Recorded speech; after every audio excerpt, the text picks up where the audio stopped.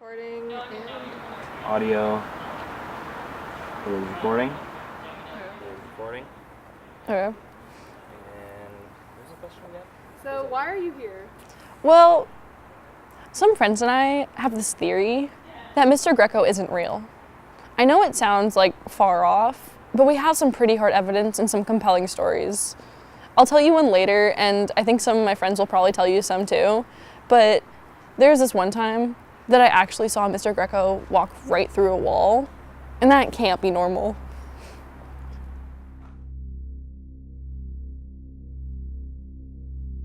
First time I started seeing some suspicious actions by Mr. Greco was when he showed up for Halloween in his costume, and his costume was the most elaborate thing I've ever seen in my entire life. He was completely opaque, and his entire body was completely see-through. It was incredible. So one time we were turning in our 1984 books, and Mr. Greco kept insisting that we had to put it on the table, but he was just close by, so I tried to hand it to him. But it was really strange, like it fell to the ground and it just somehow slipped through his fingers, and that's when I realized that something was off. I love Mr. Greco. He's a very credible man. He would never lie to us. What was the first time that you felt that something was a little bit off with Mr. Greco? Well, when I first met him, I tried to shake his hand because, like, you know, he was my new teacher. But when I shook his hand, he, like, swerved me. And, I mean, first off, that's, like, not normal for teachers to do when they're meeting a new student. But also, like, I don't get swerved, so I don't know what that's about.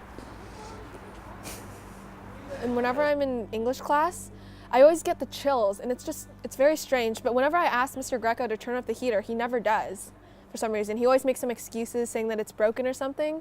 And it just got me thinking that what if he needs the cold environment to be fully himself? I really think Mr. Greco is a ghost. And although Arabella thinks that he's friendly, I think he's here for some sort of vengeance.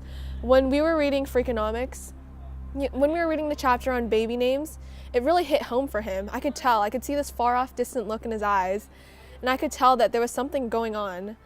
And as soon as they mentioned the name Ryan, he got a little awkward and silent. So I think that he is here to get Ryan Wells. From here, I just thought enough was enough. We had to confront Mr. Greco sometime. So I got everyone together, and this is what we saw.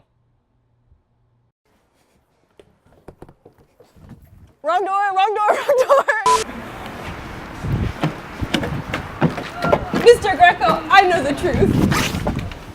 The truth of what? I know you're a ghost. I thought you were a hologram, but I know you're here to kill Ryan. What? I like Ryan. What? What's that? Nobel Prize plan? What does that even mean? Oh, it's just something Mr. Taylor and I are working on, the Nobel Prize plan. Gain trust then kill? What does that even mean? I had a daughter. Her name was Arabella Ryan, and she killed me. You remind me of her. Now you know my secret, and you must die. Oh my gosh! Just killed her! Don't hurt me! Don't hurt me!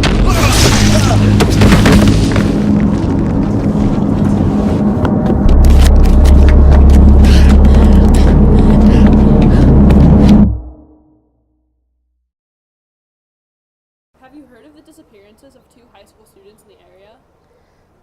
No, I'm not really sure what you're talking about.